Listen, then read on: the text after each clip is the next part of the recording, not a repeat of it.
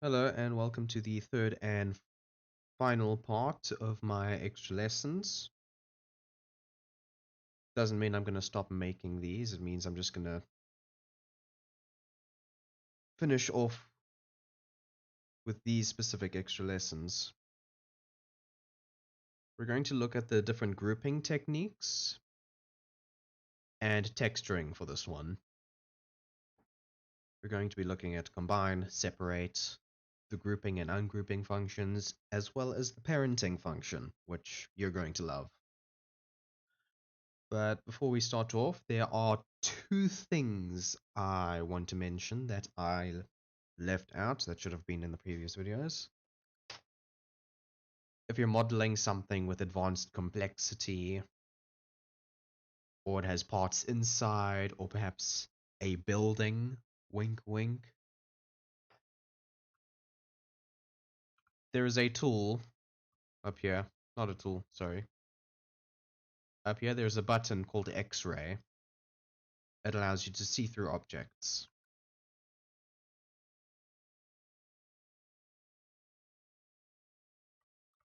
So that was the one thing. The other thing, actually, I should have left those cubes in the scene. Turn this off. So we went over F to focus and F to look at everything. Sorry, not F. A to look at everything, A for all. But there's one more thing. Sometimes you may have it in a complex scene. You will try and press F to focus on an object or a component or whatever, and it just doesn't do that. Instead, it might try and focus your camera here, for example. Don't worry, what you can do is you can press Shift F, and that force focuses it on the object itself and the selected components. I'm not sure what causes the offset for regular focus, but Shift F is a forced guarantee to focus on what you want. Anyways, let's get to grouping. So, combine and separate. These are the two mesh tools available. If we look here, what combine does, it forces your objects to act as one. But when you use combine, it creates this history. You don't want this clogging everything up, so just get your selection, delete by history, and they're gone. Object act as one. Then, if we hit separate, it separates them back into two separate objects. But one thing to take note of, it places these two objects in a group. And if we can see here, transform, that is history. So get these, delete history, and that's gone. Now we won't have any problems with that. You might not want these objects in the group, but don't try to ungroup the objects themselves. We see here, it doesn't work. Can't ungroup leaf level transformations. That basically means these objects in the group are the leaves. The group itself is like a branch. You can ungroup the group selection itself, not the, yeah. Ooh, that's interesting. It moved things.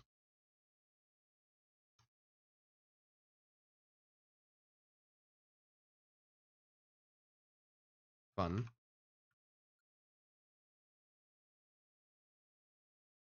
Ah, I believe that's what it is. So also before you ungroup, freeze transformations. There we go.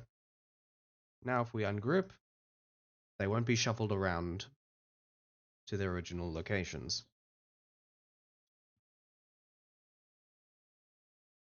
Separate can also be used with, well, basically to separate anything that isn't attached.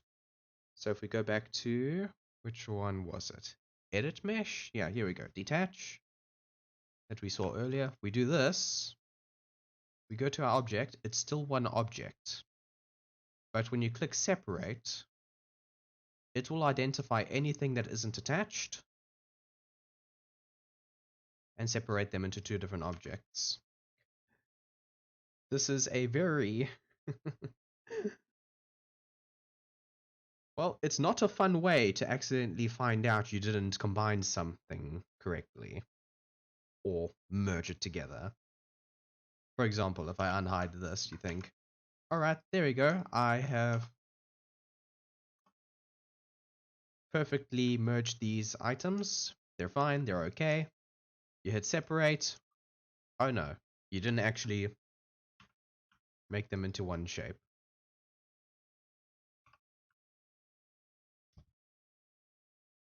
So that's the main thing. You can also have groups inside of groups. So let's delete that. I thought I hid this one. Whatever, I'll just get rid of it.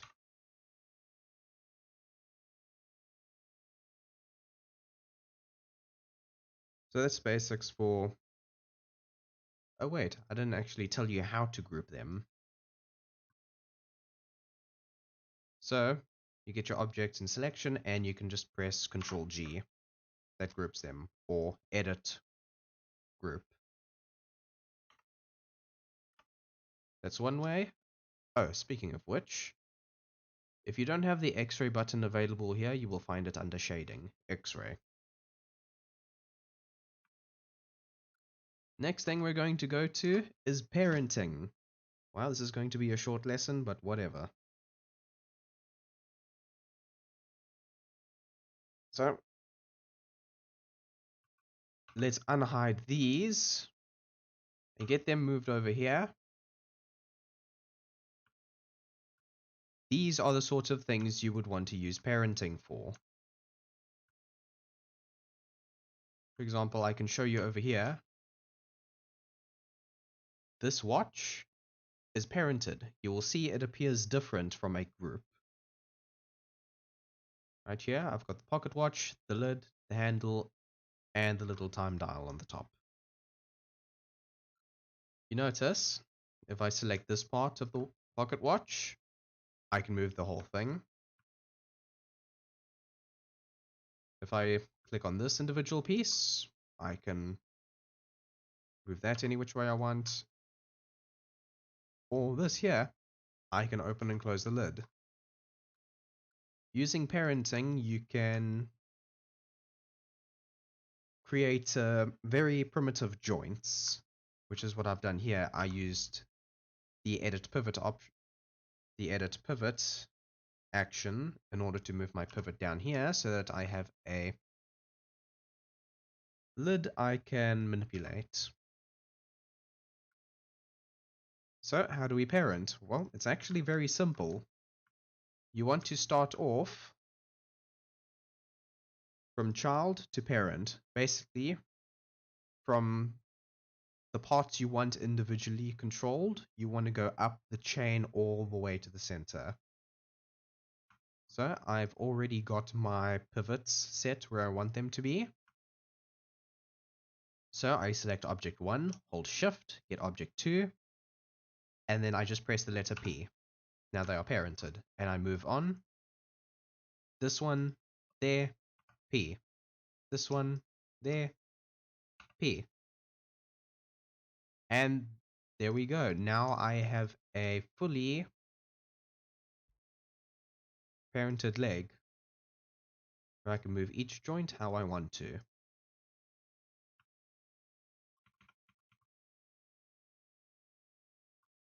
But you may be thinking, I'm probably not going to build a mechanical spider, so I'm not going to need parenting for there. But there are in fact other ways you can use parenting, which I probably should have prepared one beforehand, but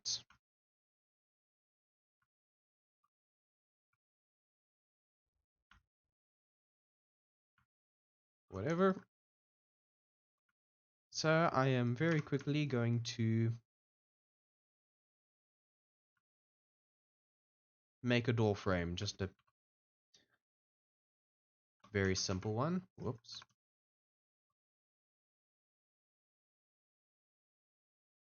What is going on here? Alright, I'm in pivot mode. Alright. Here we go. That is a terrible door frame, but whatever.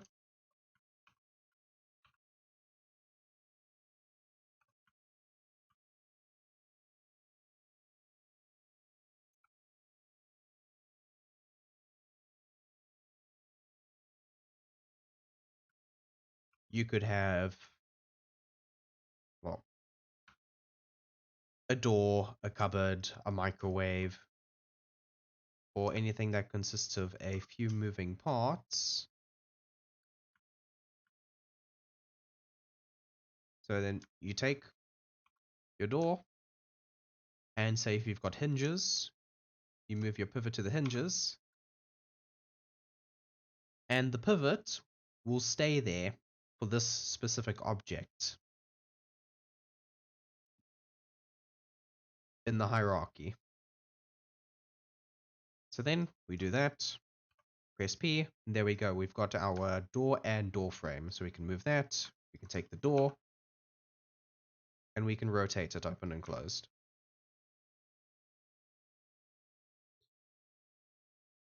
Now, texturing. The first thing we want to look at when we go, before we get into texturing, right at the top here, you're going to want to use this because oftentimes, let's just say here, for example, you want to assign an existing material. You've already got a lot of materials in your scene, but all of the existing materials, you have so many that they completely fill up the screen and you can't select the one you want. That's right at the top. Hypershade window. Hypershade window gives you a nice little table here of all of your textures that you can look at here. And you can also preview them. There is a Arnold render viewer in the top right here. So you can preview your materials here. You can actually manipulate it and look around, and you have different shapes available. There's a cloth. Now that just looks like plastic. That is cool. Okay. The reason why I recommend the Hypershade window is, of course, over here you've got a create menu. So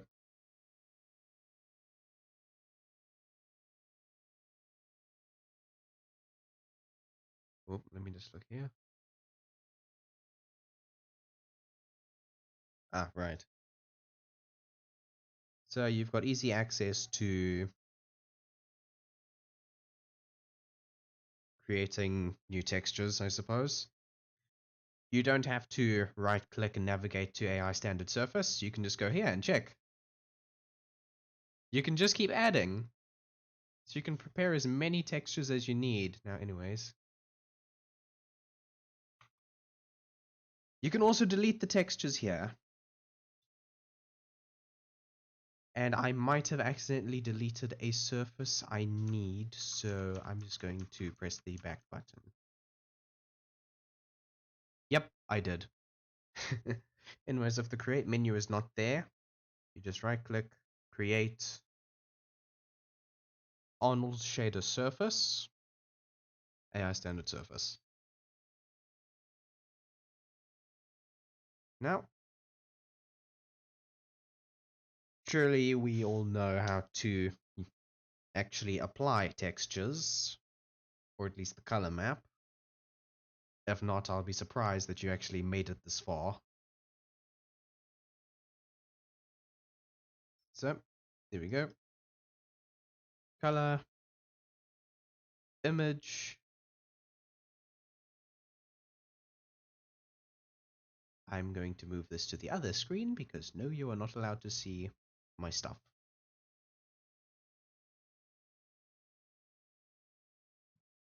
No, I'm not hiding anything. Don't worry about it.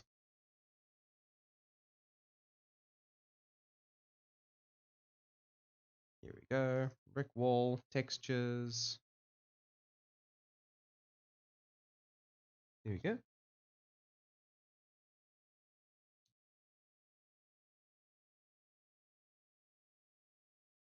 And we apply color.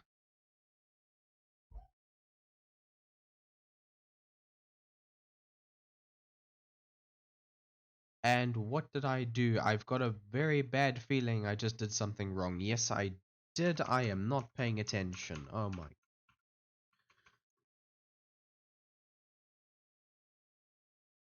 Okay, back to the beginning. Now, let's go back. Please ignore what just happened. Not what happened. Just ignore everything I did there. Create AI standard surface.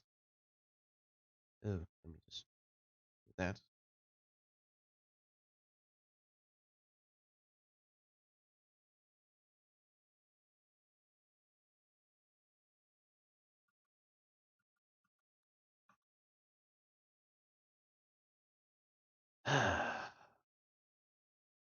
You. Oi. There. Graph network. Okay. If your surface doesn't show up in here, if you don't see your nodes, right click Graph network.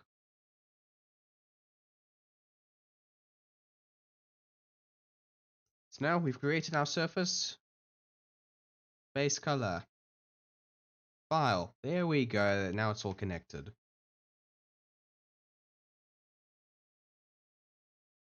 Now we navigate to our file.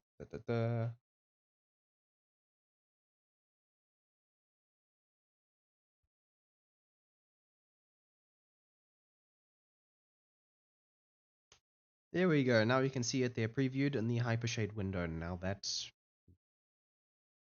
is nice. But bricks aren't supposed to be shiny, so let's go back to here. I believe it was specular roughness. There we go. Perfect.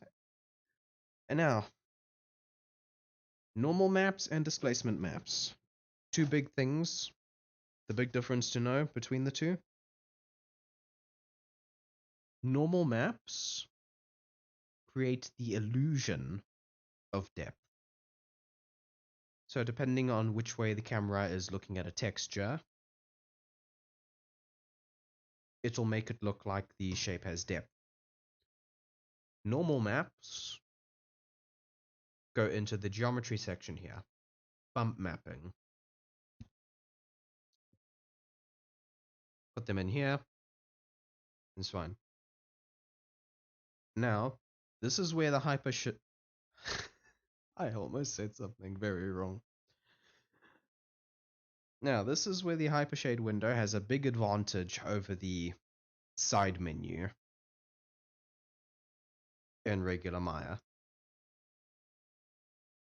You can click here to directly navigate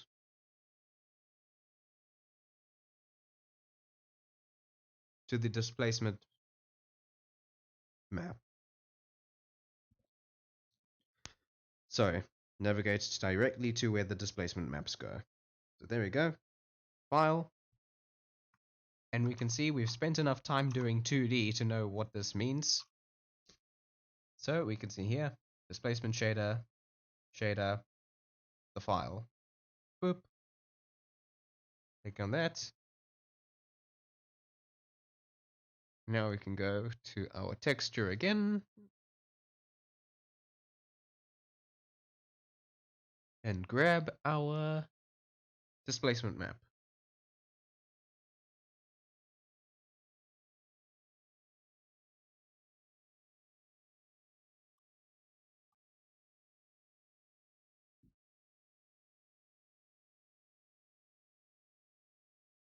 There you go. However, I do not see the displacement showing up on here. Did I do something wrong?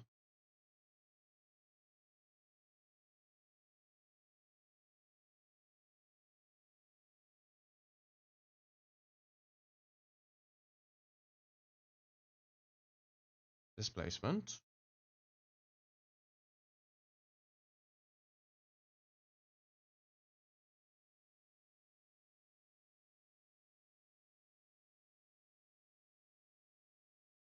This seems right.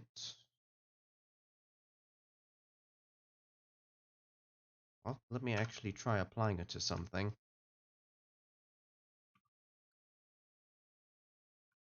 Right, you've got your shape selected. Go to Hypershade window. Simply right click on what you want, assign material to selection, and you're done.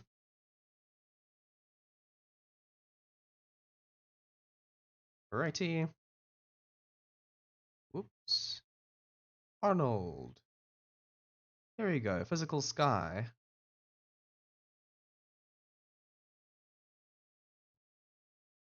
Let's have a look.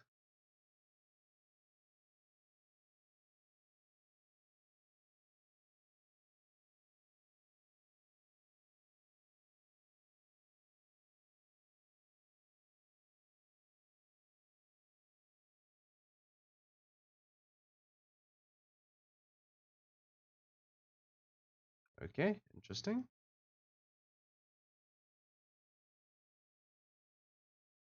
Let me just rotate this so I can bring this in here.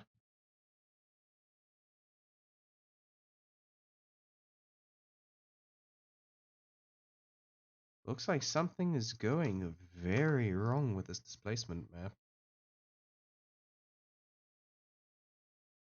Do you see this? Maybe the wall isn't big enough. Let's try making it bigger. Womp.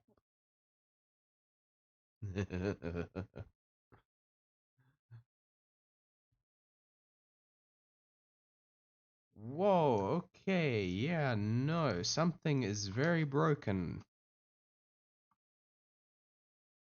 That is not right. What has happened to this poor box?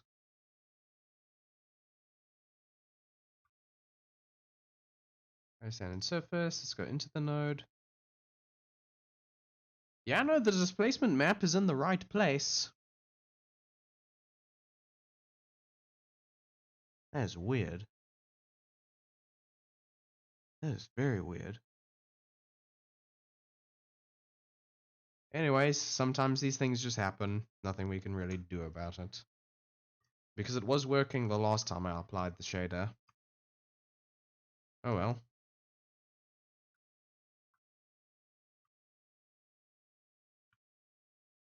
Actually, I'm going to need that. Alright. Back to Hypershade. Now let's just get rid of that, because the displacement shader is being a bastard.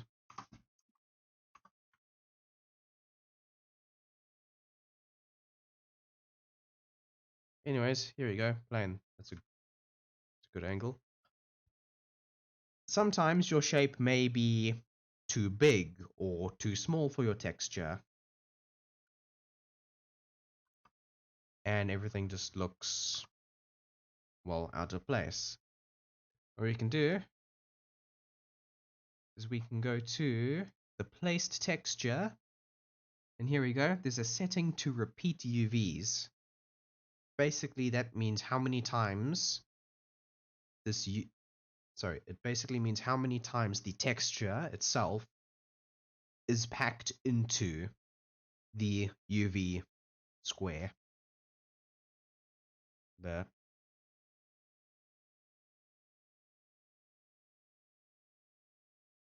This one, how many times the texture is packed into here. So actually, we can use this as a good example. I will move this up there. So texture, repeat UVs, right here. So now I'm going to move this across here so you can see that. Whoops. I set it to 3 times.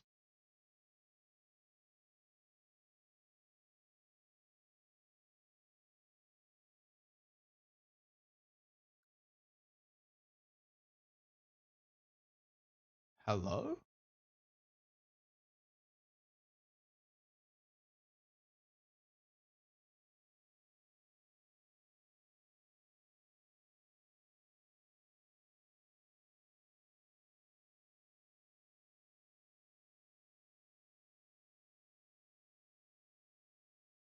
That is whack. Okay. Well, it's showing over here. You can see the UVs are repeating over here. Let's go back and render this again.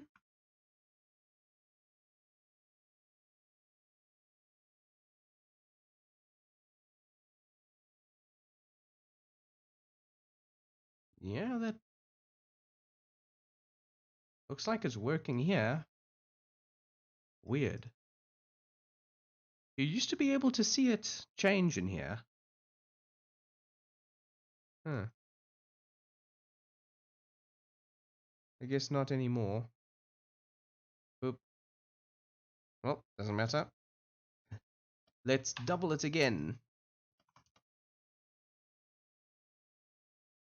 There we go. This is a good way to see. Now our bricks are smaller. It actually looks more like a wall now. But we can also make it smaller. I'm changing this to 0.3. That looks really stretched. Whoop. There. See? Isn't that cool? You can change repeat UVs.